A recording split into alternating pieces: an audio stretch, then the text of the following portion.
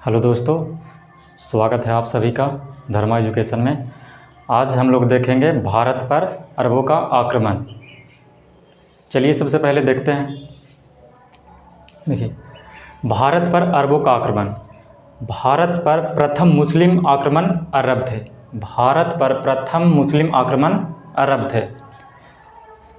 इसकी जानकारी फुतूहत अल-बलादीन एवं चचनामा में मिलता है। इसकी जानकारी किसके माध्यम से? फुतूहत अल-बलादीन, जिसकी लेखक कौन है? बिलादुरी। जिसका लेखक कौन है? बिलादुरी। जिसका लेखक कौन है? बिलादुरी। और चचनामा के लेखक अली अहमद। चचनामा के लेखक कौन है? अली अहमद। चचनामा के लेखक कौन है? अली अहमद। चचनामा का लेखक कौन है? अली अहमद। चचनामा के लेखक कौन है? अली अहमद। अब नेक्स्ट पॉइंट देखिए, भारत पर सर्वप्रथम आक्रमण उबैदुल्ला के नेतृत्व में हुआ था। भारत पर अरबों का सर्वप्रथम आक्रमण उबैदुल्ला के नेतृत्व में हुआ था। अगला पॉइंट देखिए, अब क्या है? अब मोहम्मद बिन कासिम, ठीक है, मोहम्मद बिन कासिम के द्वारा आक्रमण किया गया, ठीक है। मोहम्मद बिन कासिम का जन्म सऊदी अरब में हुआ था। मोहम्मद बिन कासिम का जन्म सऊदी अरब में हुआ था, ठीक है। देखिए सऊदी अरब ये वाला है, ठीक। उसके बाद देखिए, ये हज्जाज के दामाद था। मोहम्मद बिन कासिम हज्जाज के दामाद था। हज्जाज के बेटी से शादी किया था। ऐसे हज्जाज ताऊ लगता था मोहम्मद बिन कासिम का, ठीक है। आगे देखिए, हज्जाज ने सिंध पर आक्रमण करने के लिए भेजा था। इसको हज्जाज ने सिंध पर आक्रमण करने के लिए भेजा था मोहम्मद बिन कासिम को, ठीक है। नेक्स्ट पॉइंट, इसने भारत पे 712 में आक्रमण किया था। भारत पे 712 ईस्वी में आक्रमण किया था, ठीक है। पहला आक्रमण नेरून और सहवान शहरों पे किया था। पहला आक्रमण नेरून और सहवान शहरों पे किया था और ये मकरान के रास्ते आया था। ये कहाँ से आया था? मकरान के रास्ते आया था। देखिए ये वाला मकरान क्षेत्र है, ये वाला मकरान इस रास्ते से आया था और इसी रास्ता में पड़ता है नेरून और सहवान। नेरून और सहवान ये दोनों क्षेत्र बौद्ध और हिंदू धर्म स्थली था। इसको पूरी तरह से कुचल दिया और यहाँ के जो भी लोग थे उसको बंदी बना के खलीफा और अल-हज्जाज के पास भेज दिया और कुछ को अपने सैनिक में शामिल कर लिया। फिर उसके बाद आगे आता है सिंध क्षेत्र पे। सिंध क्षेत्र पर आक्रमण करता है।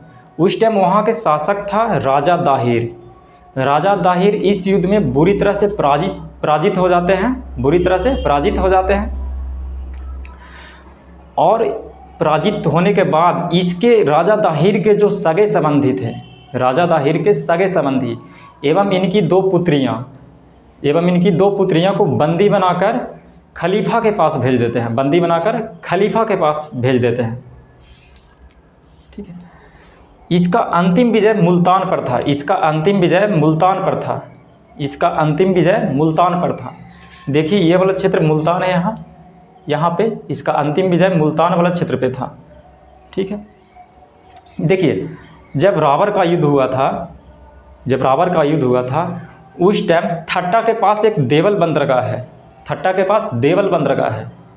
उस टाइम ये बंदरगाह आर्थिक दृष्टि से बहुत महत्वपूर्ण था और ये बंदरगाह से अरब क्षेत्र में व्यापार होता था, ठीक है। ये बंदरगाह से अरब क्षेत्र में व्यापार होता था।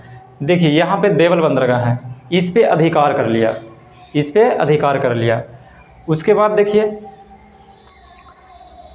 खलीफा सुलेमान ने 715 ईस्वी में हत्या करवा दिया।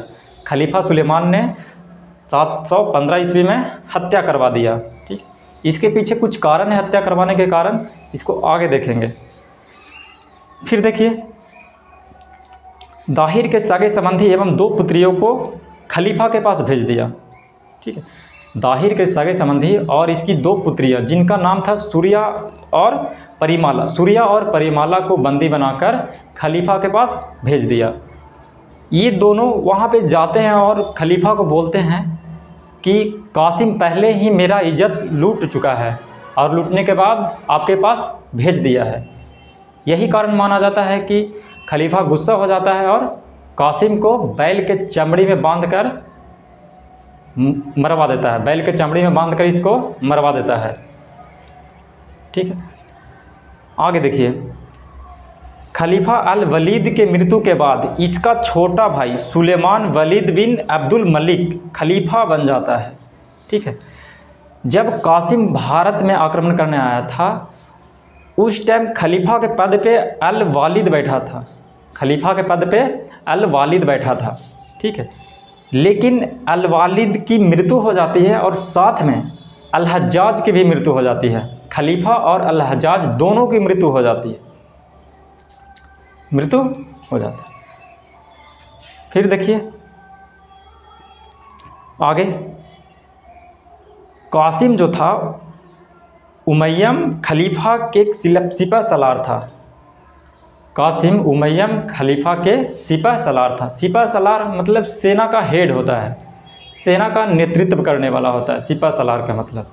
ठीक, चलिए आगे देखते हैं कुछ और।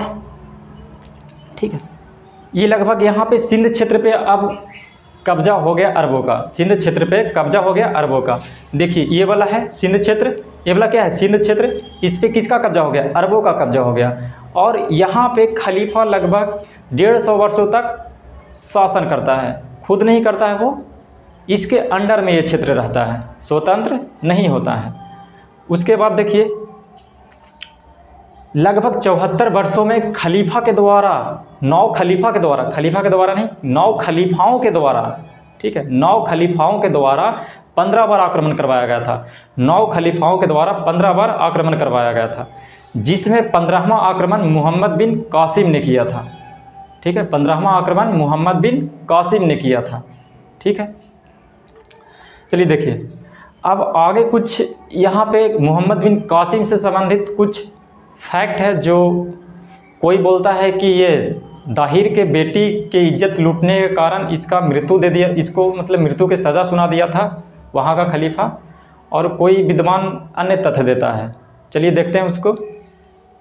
देखिए चचनामा में क्या लिखा है, सूर्या और परिमाला, सूर्या और परिमाला, सूर्या और परिमाला जो है वो खलीफा को पिता के मृत्यु का बदला लेने के लिए वो झूठा आरोप लगा देती है मोहम्मद बिन कासिम पे, झूठा आरोप या जो भी है इसके अनुसार, चचनामा के अनुसार। ठीक है, झूठा आरोप लगा देती है कि मोहम्मद बिन कासिम हम लोग का पहले ही इज्जत लूट लिया है और लूटने के बाद आपके पास भेज दिया है। ठीक है, तो इस कारण से गुस्सा हो जाता है, खलीफा गुस्सा हो जाता है और कासिम को पुनः भारत से लौटने का आदेश जारी करता है। ठीक है, और रास्ते में ही इसको बैल के चमड़ी में लपेट कर इसको मरवा देता है, बैल के चमड़ी में लपेट कर इसको मरवा देता है। फिर देखिए अब एक और मत है, एक और ग्रंथ, कौन सा, फुतुहत अल-वलादीन, जो लेखक कौन है, बिलादुरी, लेखक कौन है इसका, बिलादुरी। बिलादुरी का कहना है ये जो नया खलीफा था, नया खलीफा कौन है, देखिए नया खलीफा सुलेमान वलीद बिन अब्दुल मलिक, सुलेमान वलीद बिन अब्दुल मलिक, ये नया खलीफा था और इसका दुश्मनी था अल-हज्जाज के साथ। ठीक है, इसका दुश्मनी था अल-हज्जाज के साथ, हज्जाज या अल-हज्जाज एक ही नाम है दोनों। ठीक है, हज्जाज के साथ दुश्मनी था।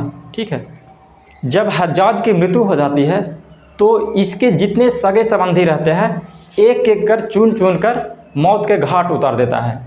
इसी कारण से मोहम्मद बिन कासिम का मरवा देता है, हत्या करवा देता है। इसका मत ये है। ठीक है, और चचनामा का मत ये है कि ये दोनों झूठा आरोप लगा देती है। ठीक है, अब देखिए कुछ और फैक्ट देख लेते हैं इसमें।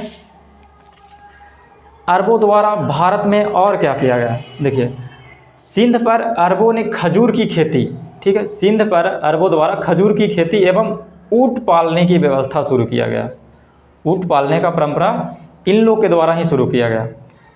ठीक है, फिर नेक्स्ट क्या है, सिंध क्षेत्र में पहली बार जजिया कर लगाया, सिंध क्षेत्र में पहली बार जजिया कर लगाया, यानी जजिया कर लगाने वाला पहला शासक कौन हो गया, मोहम्मद बिन कासिम।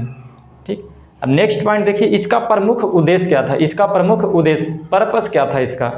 ठीक है, देखिए इसका मेन पर्पस क्या था, इस्लाम धर्म का प्रचार प्रसार करना। ठीक है, कासिम का पर्पस नहीं था, ये खलीफा का पर्पस था। ठीक है, ये खलीफा का पर्पस था। कासिम तो 15वां आक्रमण किया था, इससे पहले और आक्रमण किए थे ना, इससे पहले 14 आक्रमण हुआ था और वो भी 9 खलीफाओं के द्वारा।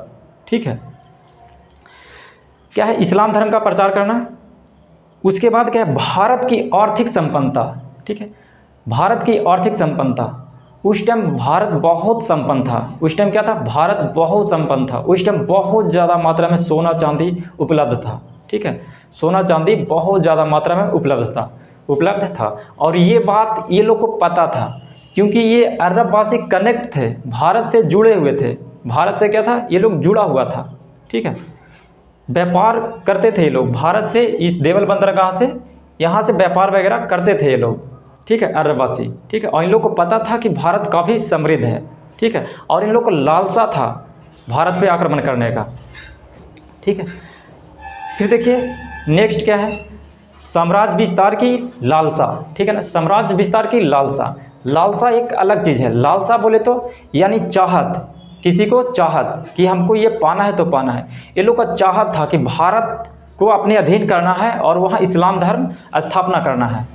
ठीक है, अब देखिए इसमें और कुछ देख लेते हैं। जैसे देखिए ये हो गया अफ़गानिस्तान हो गया है, ये अफ़गानिस्तान, यहाँ पे हिंदू राजाओं का शासन था। यहाँ पे हिंदू राजाओं का शासन था। इधर तो भारत है ही, ये वाला पाकिस्तान हो गया, ये क्या है पाकिस्तान है। इधर हिंदू राजाओं का शासन था।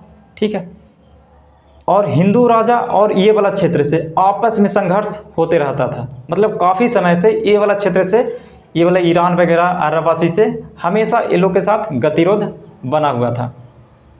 ठीक है, अब देखिए यहाँ पे मकरान इसी रास्ते से आया था कासिम। इसके आगे 2 शहर है जिसका नाम है नेरून और सहवान। ठीक है, देवल बंदरगाह यहाँ पे हो गया। ठीक है, यहीं पे कराची बंदरगाह है। ठीक है, रावर यहाँ पे हो गया, यहीं पे युद्ध हुआ था, रावर हो गया।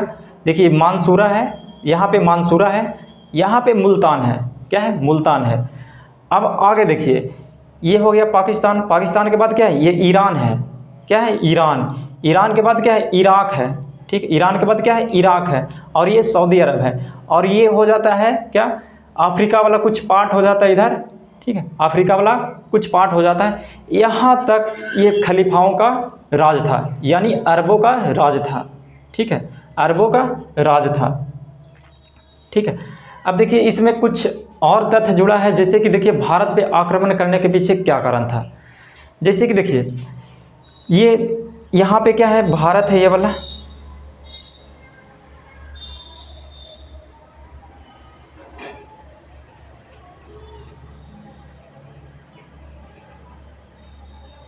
यहाँ पे देखिए श्रीलंका है, यहाँ पे श्रीलंका है।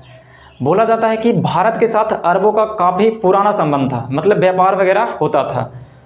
एक बार क्या हुआ था कि कुछ अरब व्यापारी, ठीक है, अरब व्यापारी इधर व्यापार करने के लिए आए और इधर ही फंस गए। ठीक है, इधर ही फंस गए। इधर से व्यापार वगैरह करते थे, ये वाला क्षेत्र से पूरा व्यापार वगैरह करते थे। ठीक है, और इधर ही फंस गए। श्रीलंका से भी व्यापार वगैरह होता था थोड़ा बहुत। ठीक है, इधर फंस गए और कुछ लोग श्रीलंका में ही रह गए, श्रीलंका में ही रह गए। ठीक है, श्रीलंका में रह गए। श्रीलंका में रह गए तो बहुत समय बाद जो खलीफा था, ठीक है, खलीफा आदेश जारी करता है श्रीलंका के जो शासक था उसको कि मेरे यहाँ के जो आदमी है आपके पास, उनको आप पुनः वापस भेज दें। ठीक है, तो यहाँ का राजा ये लोग को नाव वगैरह से और कुछ खाने पीने का सामान वगैरह दे के क्या करता है, भेज देता है इसको अरब। परंतु इस क्षेत्र से ऐसे ऐसे जाता है और यहाँ पे क्या है, बंदरगाह है। ठीक है ना, यहाँ पे देवल बंदरगाह है। ठीक है, और इस क्षेत्र पे क्या हो जाता है ना कि यहाँ पे कुछ लुटेरा टाइप के आदमी रहते हैं जो व्यापारी जहाज वगैरह को लूटते हैं। ठीक है, तो इन लोगों को क्या करता है, बंदी बना लेता है और इन लोगों का सामान वगैरह लूट लेता है। इन लोगों का सामान वगैरह लूट लेता है। और यहाँ पे शासन किसका है, यहाँ पे शासन दाहिर का है। यानी किसके अधीन आ गया ये क्षेत्र, राजा दाहिर के अधीन आ गया। तो इसका रिस्पॉन्सिबिलिटी किसका है, राजा दाहिर का है। तो वहाँ का खलीफा आदेश जारी करता है कि जो वहाँ के शासक हैं, जो ये मतलब यहाँ के जो व्यापारी वगैरह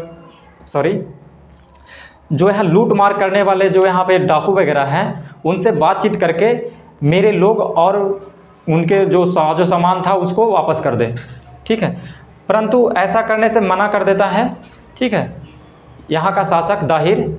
ठीक है, तो शायद बोला जाता है कि खलीफा को मतलब गुस्सा आ जाने से या फिर मतलब कुछ ऐसा ही कारण रहा होगा जिसके कारण भारत पे ये आक्रमण करवा देता है। ठीक है, पर इसमें कोई विश्वास दिखता नहीं है। ठीक है, उन लोग का मेन पर्पस था ये तीनों। ठीक है, मेन पर्पस यही तीनों था। ठीक है, बहाना तो हज़ार मिल जाता है। ठीक है, ये था, और इसमें कुछ बताने के लिए नहीं है, बस इतना ही। ये सारा फैक्ट एनसीईआरटी और कुछ स्टैंडर्ड बुक से लिया गया है। ठीक है, इसको आप लोग ध्यान से पढ़ लीजिएगा। ठीक है, फिर मिलेंगे नेक्स्ट अगले क्लास में। धन्यवाद।